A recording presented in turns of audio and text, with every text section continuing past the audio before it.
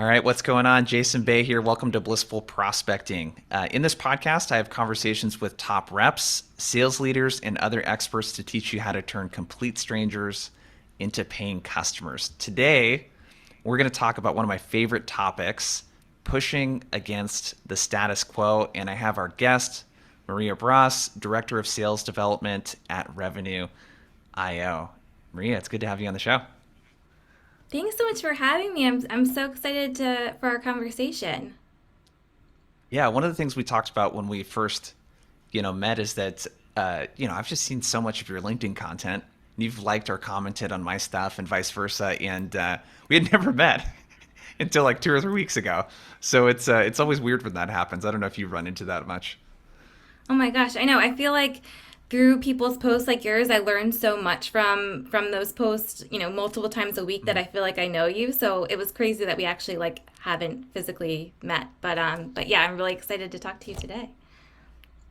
So I always like to ask people, what do you feel like is your sales superpower? What do you feel like you do better than most sales reps out there or sales leaders out there? Oh yeah, this is a little bit of a tough one. So I would say just empathy. I think that, that's obviously something that's always been super important in the sales process and even more so now than ever. And I think especially now too that, at Revenue.io, I sell to revenue leaders and I've been in their shoes before, so I can really understand some of the challenges that they're facing and what they're looking to accomplish and status quo and things of that nature. So yeah, I think that empathy is been something that's been big for me because I really feel for my prospects and like in the network that we're trying to build.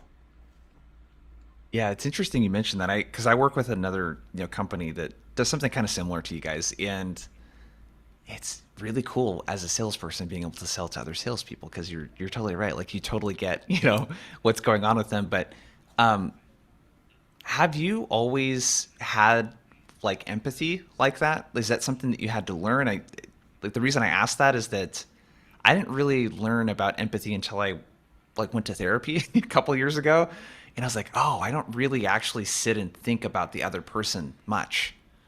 And it wasn't like I didn't care. I just never really thought about, oh, what's Maria thinking right now? How's she feeling after, that type of thing? How would I feel if I was that? Has that always come sort of naturally to you? Is that something you had to work on? Tell me more about that. I think that probably is one of the very few sales pieces that has come a little bit naturally to me is like putting Yeah. myself in their shoes. And there was actually a moment in time when I was a sales enablement leader and I was doing Mhm. onboarding and trying to optimize like what that program looked like at a tech company. And starting out when I was building the program, we started with about the company, about the product, like what this feature does, what that feature does.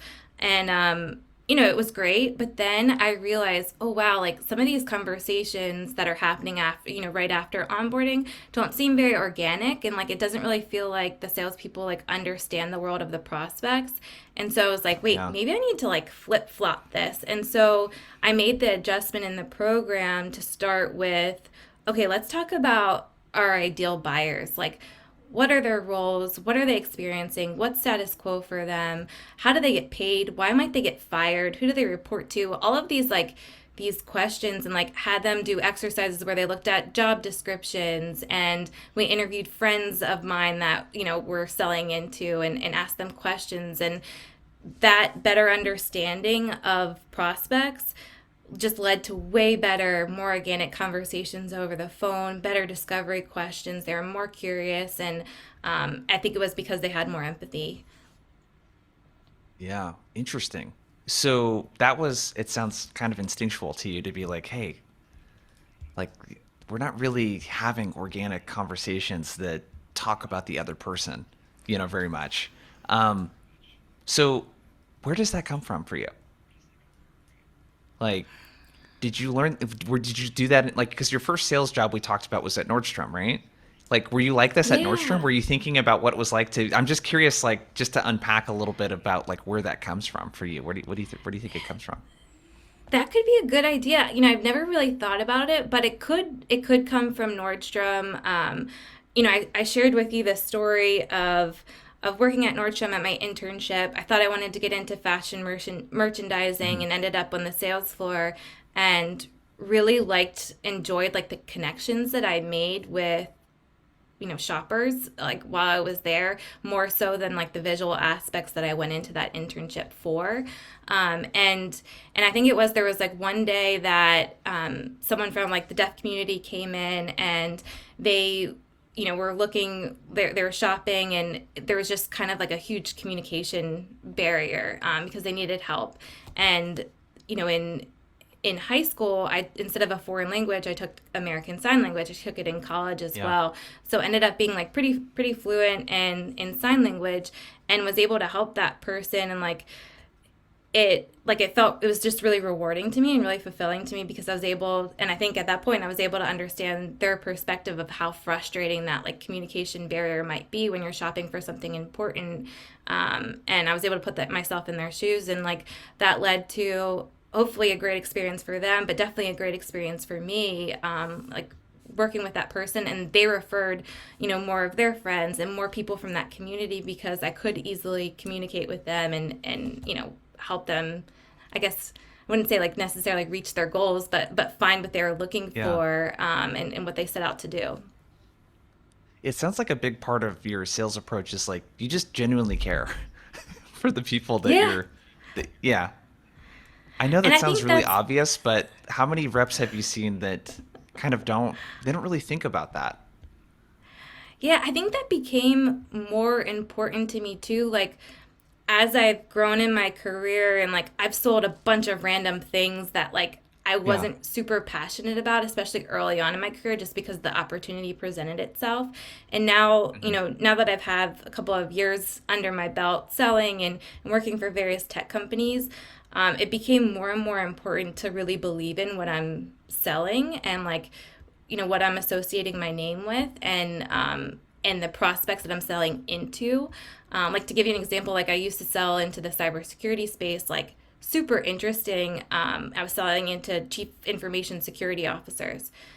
Personally, not most of those conversations, I didn't have a lot in common with those people, and I think it was so difficult for me because I didn't have that understanding of their world, and was passionate about very different things. And so as I shifted into selling tech that like I understand more, I understand their prospects day more, it just became a little bit easier and more fun for me. So yeah. Yeah. I think it's such an underrated thing that you bring up because I don't know. My first sales job was selling house painting services. You know what I mean? Like in college, but I was really excited about like making someone's home look like prettier. You know what I mean? Or updating the colors, or maybe it was peeling and like protecting their home or whatever. But yeah, having a natural passion for interacting with the people that you do, it's like it's just something that you don't have to fake. You know what I mean? I think it's really really underrated. Yeah, and it's almost come become like a hobby, as I'm sure I know that you're super passionate about, like helping salespeople grow, and helping them be more effective too. But like it's almost become a hobby, like in my spare time when I'm walking my dog, or like strolling with my infant son, like on our walks on the weekends. Like I listen to your podcast, I listen to 30 Minutes of President's Club, and like it's Yeah. almost like a hobby, because I care about these people. I want to be better at my craft for myself, but also for prospects and my team, and also just think it's interesting. So I think once those different areas like align well, you're just really set up for success. Yeah. How do you approach, because this would be kind of a good segue into the topic for today of pushing against the status quo. It sounds like a really big part of that. The first step would just be like you need to know the prospects, that you're reaching out to. For someone listening that maybe doesn't have, a sales leader like yourself that's like focused on that, and is focused on enabling your reps around that. What are some of the things that you've done or that you would recommend for someone to like really get to know their prospect or to sit in the seat, of the people that they're prospecting to? Yeah, that's a really good question, and something that I'm thinking about now too. Like, I lead an SDR team, and they're brand new to this space, so it's like, how do we get them up to speed as quickly as possible, and like what sales leaders are facing in their day to day. And so I think a really great way to do that is to be part of communities that your prospects are part of, not necessarily to like sell, for sure, but just like learn from them, like learn the voice of the customer in that way, like learn what they're talking about, what their challenges that they're facing. I think that's just a really great way to just like learn from the community in that aspect, and just make genuine connections with the sole purpose of learning, and then also sharing what you've learned with them. So I think that's one great place. And then also figure out, what podcasts do my prospects listen to? What books are they reading? Listen to those same podcasts. Read those same books in your spare time. I think that's just, that to me, that's so much, even so much more important to really understand, versus even like necessarily all the features and things of what your product does, because it's just going to click a lot more. So podcasts that they're listening to, join different communities.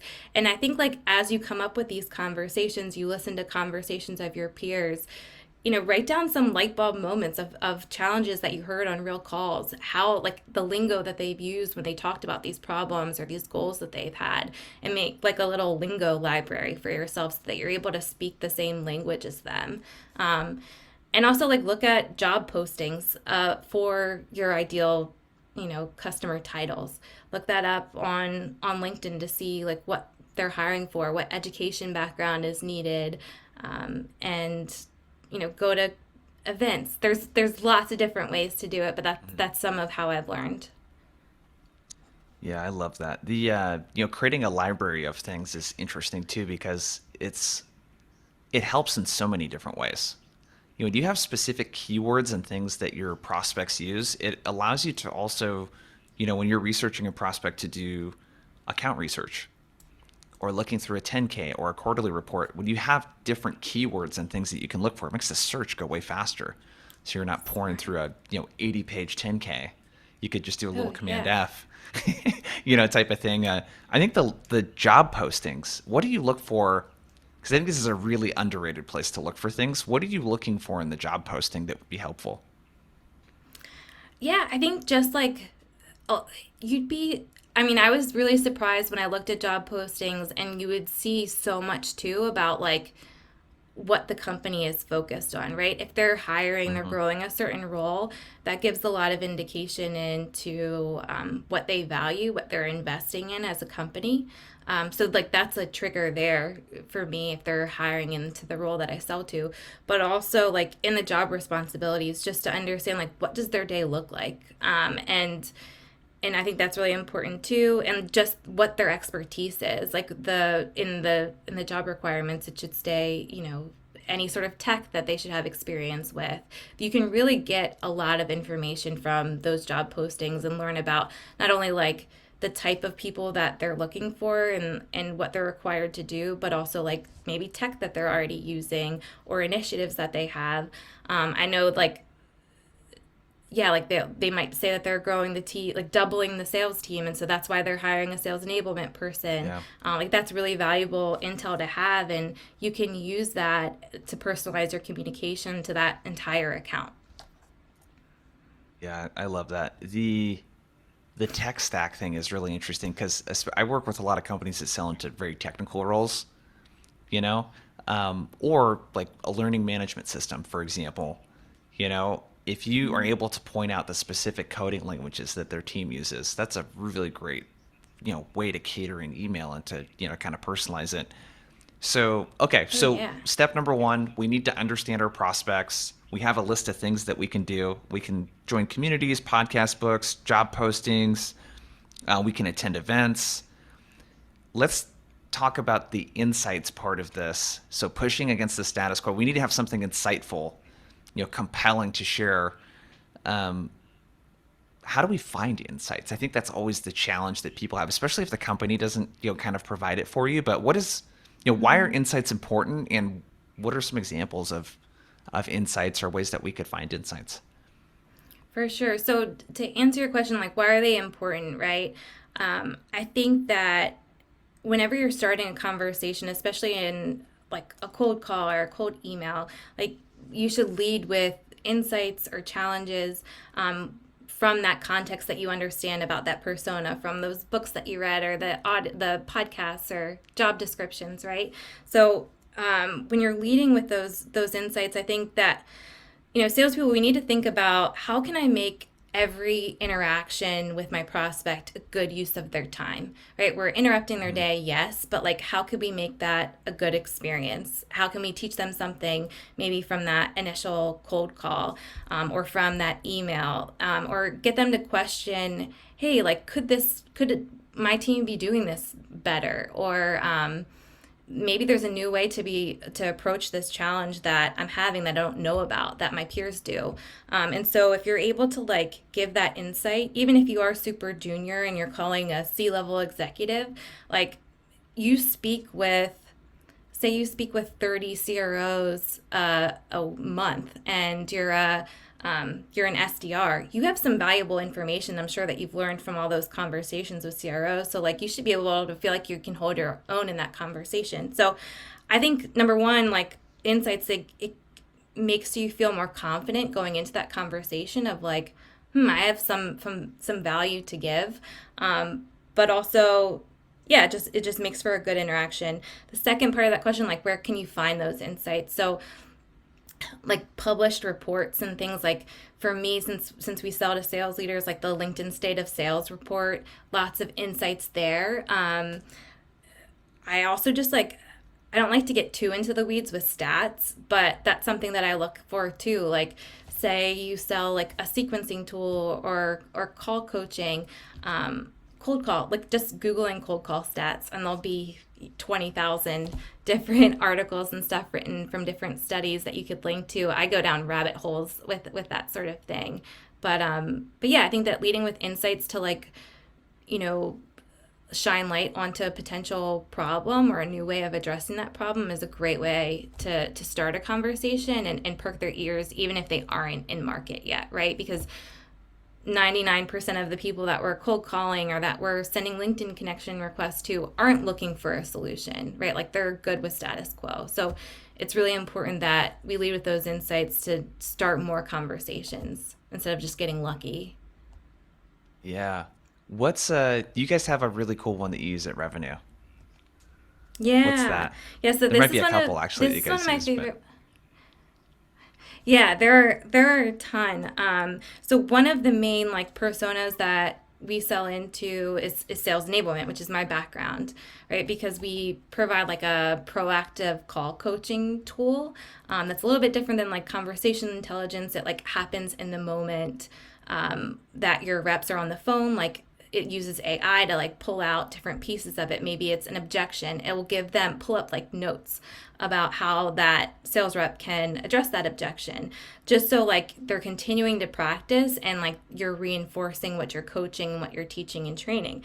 So one of the stats we use to like uncover a potential pain in that is over 80% of new information that adults, salespeople learn in training is forgotten in the first 90 days.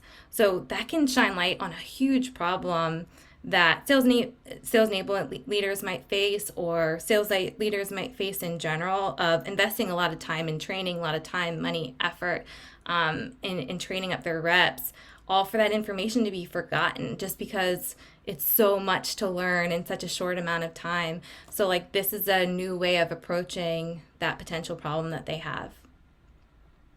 yeah. So if I'm understanding the structure here correctly, it's I have this insight that has some sort of compelling data that talks about why the problem is happening. Yes, exactly. What kind So of dog do you you have, by hear the way? What kind of dog do you uh, have? I have a whole pack, Jason. I've got Yeah. a golden retriever who's 8 years old, and he's the sweetest, goofiest dog, but he just goes ham, as you can hear. Like, if the mailman walks by. I also have a German Shepherd. She's Oh, pretty wow. noisy too. She likes to be heard on podcasts. And then I also have a 4 month old infant baby, and he likes to make appearances too. So if you hear them throughout, That's awesome. we You have a like big big crew. dogs. Yeah. Yeah. We have a toy poodle. His name's Pepe. He's like 13 pounds, but he's a barker, Oh, especially anytime someone knocks on the door or anything like that. But so impact and insights. So the structure, it sounds like, is I'm going to find something compelling, ideally third party, and it's going to talk yes. about a challenge that this person is likely having, but you're going to offer a different kind of spin on it.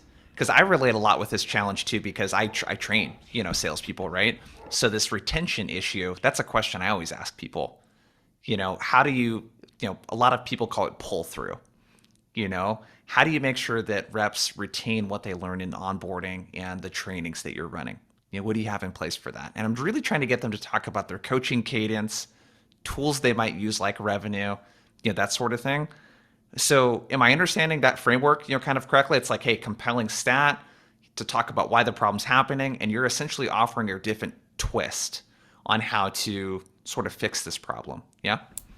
Absolutely. You articulated that so well. That's what I wanted to communicate for sure. It's just like a different approach to a problem that a lot of their peers are facing, and that third party data can like shine light on that potential problem, and then pairing it like you did with a question around how they're handling that, if that's a focus for them as well, can really like just open up the dialogue for a conversation versus like leading with a product or your company or what y'all do.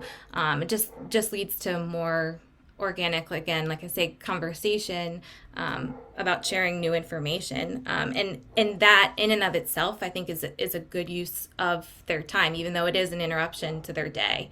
They could learn Mm-hmm. from their peers or even get better at that.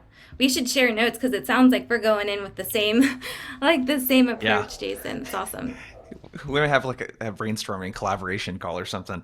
Um, Yeah. so okay, so basically, because I'm thinking, I'm trying to put myself in the seat of an executive, and executives love insight, and I think that's where a lot of people drop the ball when they're prospecting, is they go in with these features to a person that's pretty senior, and they just don't care because they're not the person that would be using the tool. But if I'm a chief revenue officer or a VP of sales at a typical company I sell to, and you're talking about how people are taking a different spin on this retention of information, that's really compelling to me, and I feel like I could learn something from you. It feels more consultative, than just doing a product pitch. So what does, like, do you have kind of an example, like what does this kind of sound like in action if you were using it in an email or over the phone? Like, how do you kind of present this information? What does it sound like? What does it look like? That sort of thing. For sure. So yeah, so like how you would hear it out in a live call, you'd introduce yourself. Like we actually just did a training last week of like the structure of a cold call and like best practices there to get the team like practicing and brainstorming, and like first start out with like your introduction, and then I like to say like acknowledging the interruption, right, and getting permission to tell them the reason for your call, right, and then once you get them saying yes, all right, cool, I've got 49 seconds for you to share that. Great. Then you can go into the reason. And so the reason for the call, I like to pair like a noticed statement, like what I like to call Hmm. it. So it's something that you found in your research. Maybe it's that they're hiring or that their team has grown 30% over the past 6 months. So, like having some sort of trigger that's relevant to the reason for your call, for that stat that we gave earlier about like over 80% of new information is forgotten in the first 90 days. I like to use that with like they're hiring new people, right? That's a potential risk if they hire these people and they don't have a plan to like reinforce the training with through coaching or through insights like our moments tool that I talked about. That's a potential gap that they could have. So I like to say like the reason for the call. I noticed that y'all are really doubling down on your team and growing. That's so exciting. Most sales enablement folks that I talk to, they're really concerned about the information that they're investing so much time and money on being forgotten in the first 90 days, right after training. So just curious, like, how are you ensuring that the sales reps are, being coached on it, and that they're practicing, and that what you're training initially on is being reinforced so that they ramp faster? So that could be a potential way to just like start a conversation about their onboarding and Yeah. coaching and development of their salespeople. So let's backtrack because there's a lot to actually unpack there because you did the opposite of how most people cold call. Like when I listen to most people, it's, hey, how's it going? Good. Yeah. Well, anyways, I'm calling from Blissful Prospecting. We do this. And it's like immediate pitch. And a lot of Yeah. reps that are used to that, what I experience when I train companies and work with these individuals is that it's really uncomfortable for them to not pitch, which is interesting because I bet for you, it's probably really uncomfortable for you to pitch at the beginning of a call. You're like, ooh, yucky. Like I shouldn't be doing that. You know what I mean? Okay, so the beginning, Yeah. so you leverage a permission-based opener. What styles of permission-based openers do you teach? What does that part sound like before we unpack the next part? So, okay, so I have mixed feelings about this because, especially since we sell to sales leaders and Hmm. they listen to the same podcast that I do, and they're training their reps to do the same things probably that I am a lot of times in tech. And it's like, I think there's probably a time there's like new ways to kind of like approach that with like do you have 44 seconds to tell you why I'm calling you? There's probably a lot of salespeople that do that already. So like maybe that's getting stale. Maybe we find like a new way of doing that. But I do like a permission based opener. I try to encourage the team to get creative about like how they get that permission. So they're the sales leaders that are getting a million cold calls aren't just getting that same permission based opener all the time. So I Yeah. don't know. I think that they can get creative there. Yeah. I like that you encourage them to get creative because that's the double-edged sword in my experience of selling to salespeople is that, yeah, they understand and you understand them better because they're salespeople, but they also tend to have higher standards, especially if you're calling to help them sell Absolutely. better. you know, um, there's one I want to share with you that one of my Absolutely. clients, one of their reps uses, and I thought it was really good. Instead of asking, hey, did I catch you at a bad time? What they'll do is they'll just put a big old smile on their face. Hey, Maria, Jason calling from Blissful Prospecting. I don't suppose I caught you at the worst possible time, did I? And you just wait. And Amazing. usually the prospect responds and they're like, yeah, it's not a great time. Okay, what's up? How can I help you? And then Yeah. they usually go, and so I don't suppose I caught you at the worst possible time, that worst part. And I think putting a big smile on your face, like a lot of people will kind of, chuckle, when they get that. So from there, you got your permission based opener, and then so you insert, I love this, right? You insert the relevant part of it, the personalization, like the trigger. Hmm. The reason for my call is I noticed that you guys are hiring. And then it sounds like you just go straight for the jugular. Next, it's like I'm going to ask you a question around a problem you're probably, having. And the question, is it open-ended on purpose too? It was a how or what based question, I think it was. Is it open-ended on purpose? And if so, can you tell me a little bit more about like if someone's trying to design a question, like that, how do you think about what question to ask and how to ask it? Yeah, I think that there's like tone goes so much into this, and it sounds like you just said that with like you asked that question, a big smile on your face. So I think that like that's a big aspect of all of this too, even more so than like the actual specific words that you're saying, especially in a cold call, Mm. of if people will hear you out or not. So yeah, you're right. I go straight for the problem, and I like to use that like humbling disclaimer, that in the sales community we talk about, and I think that's just lowers people's guard a little bit too.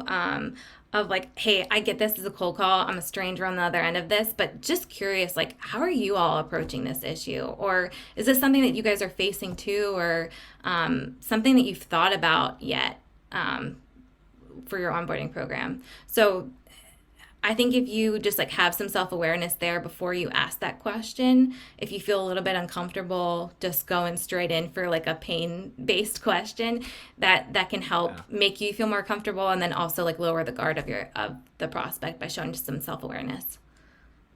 Yeah, tell me more about that because I think that's the hardest part about this challenger style approach for a lot of people is it's Yeah. really uncomfortable to challenge someone and to I mean, you're kind of putting the prospect on the spot when you ask them a question like this in what I think is a very good way, especially an executive. But the tonality, like you said, is so important to where you don't come off like really arrogant, when you ask it. So yeah, Yeah. tell me more about, you said Absolutely. tonality. How do you think about delivering this in a way that's like disarming and allows the prospect to open up? Tell me a little bit more about the thinking, the tonality, all that kind of stuff. Yeah, so I think if you lead with like, hey, I speak with 30 sales leaders plus a month, and this is what they're telling me, it makes it more so like a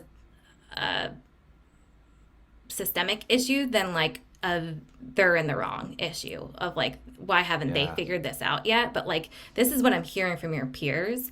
It makes them more likely to be like, yeah, I'm experiencing that too. I'm more like open to being vulnerable and sharing that.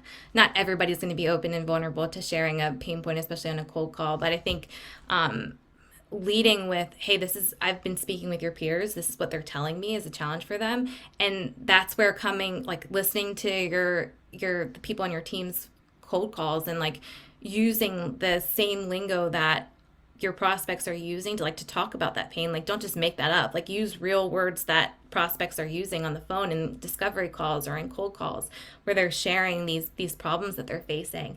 So I think like that can again lower the guard, and then using, I didn't coin this term obviously, but like that humbling disclaimer. I'm not sure who did, but I think that that's really helped me ask those tough questions. And even just like calling it out, just saying like this feels a little bit invasive asking this question, but and going into it, it almost gives you a Yeah. little bit more permission to ask it. And Yeah. I think just knowing that like the reasoning behind that question is kind of just like tough love versus like proving them wrong or like that they're doing something that's Yeah. they could do being better. Yeah, I think that's a really good point there.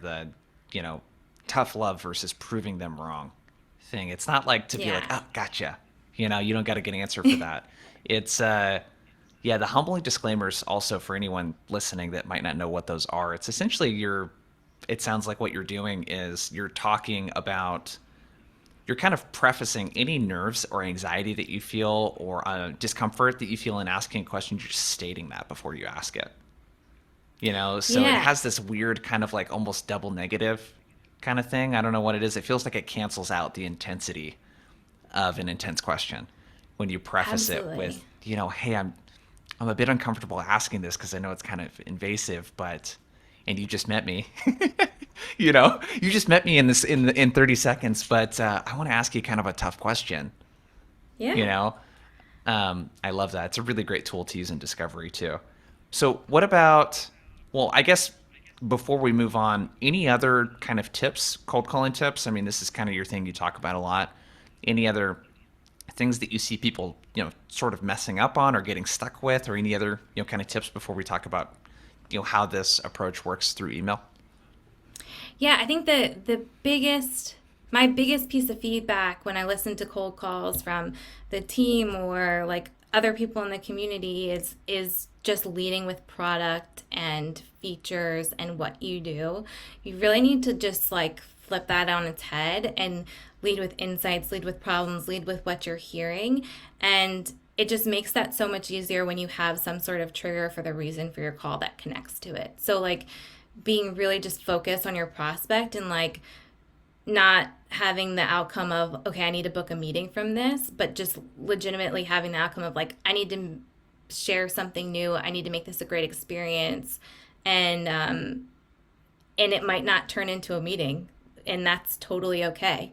So like the goal of this cold call should be to figure out, do they have a problem or opportunity that my company or I can help them with?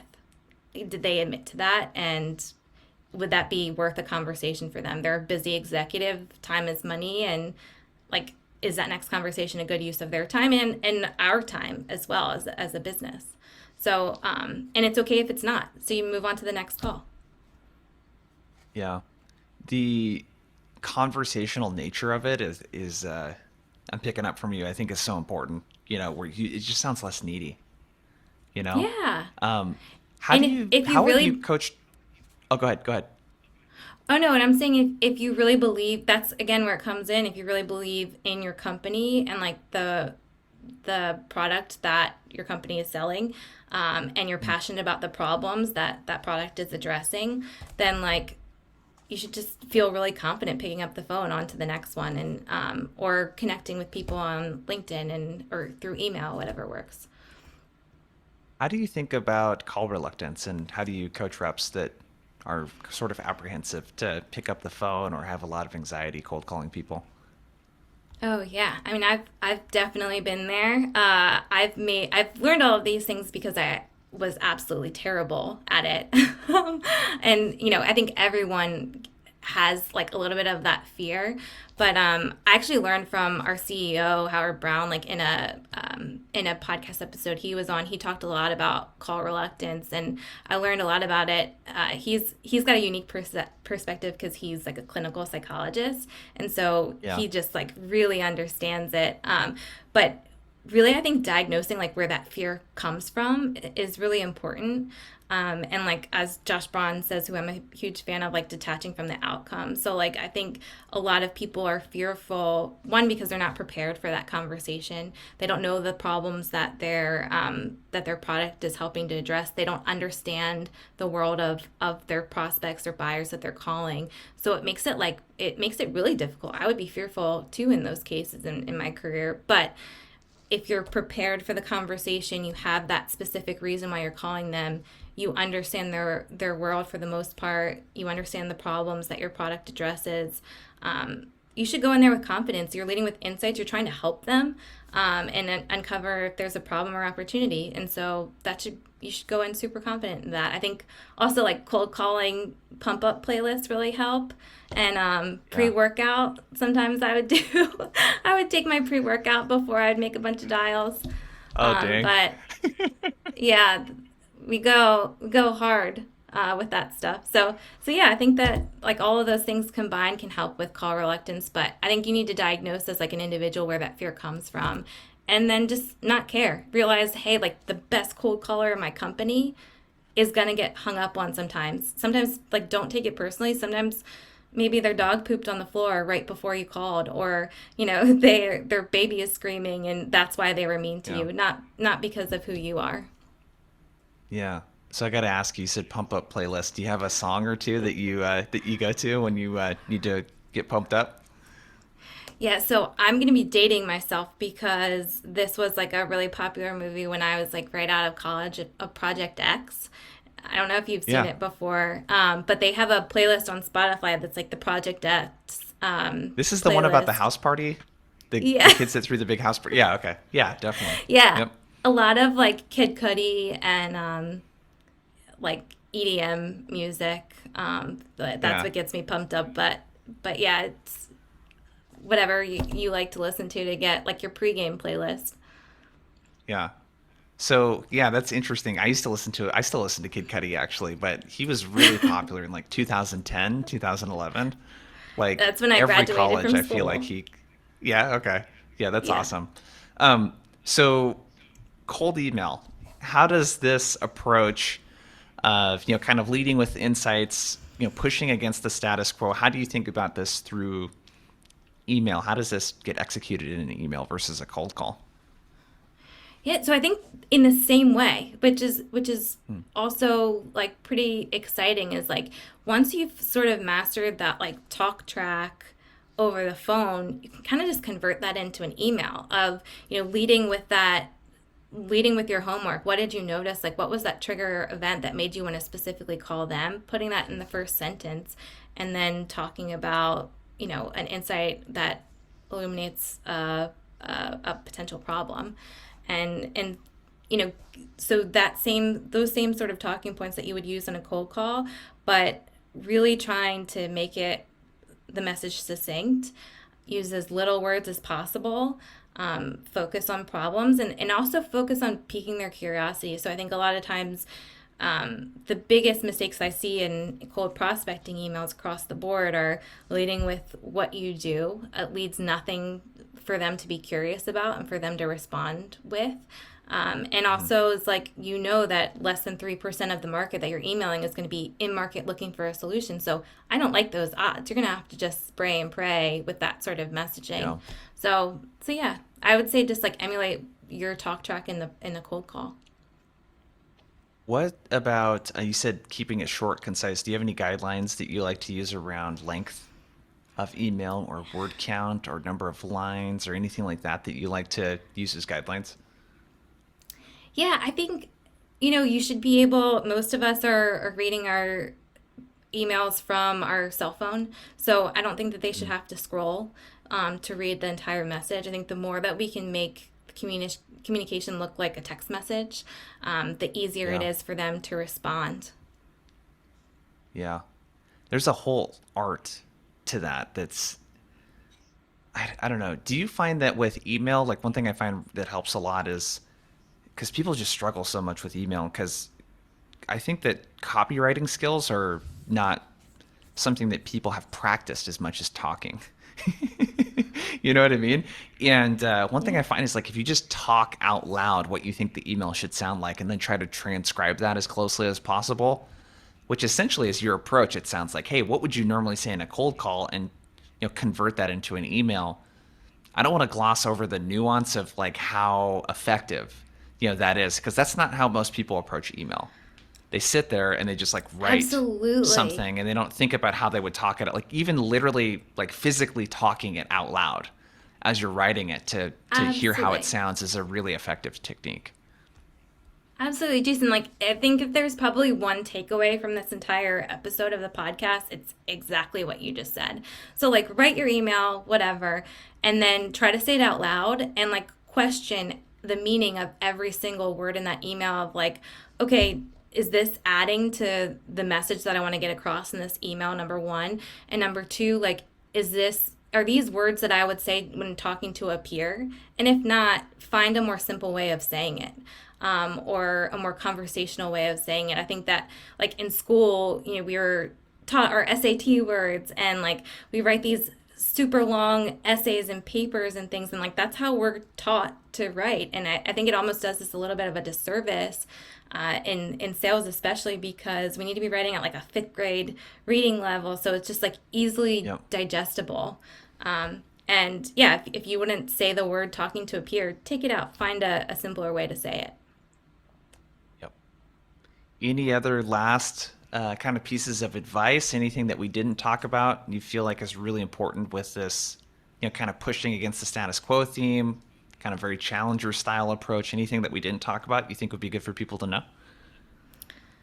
Yeah, I think I would just reiterate of, you know, instead of spending so much time like thinking about your product and the features and what it does, like spend more of that time, that development time, learning about your prospect, learning where they learn, being part of those communities that they're a part of, like on Slack, and just getting a better understanding of their world. And that will do you so much better than just like learning every intricacy of your product, especially like on the SDR side.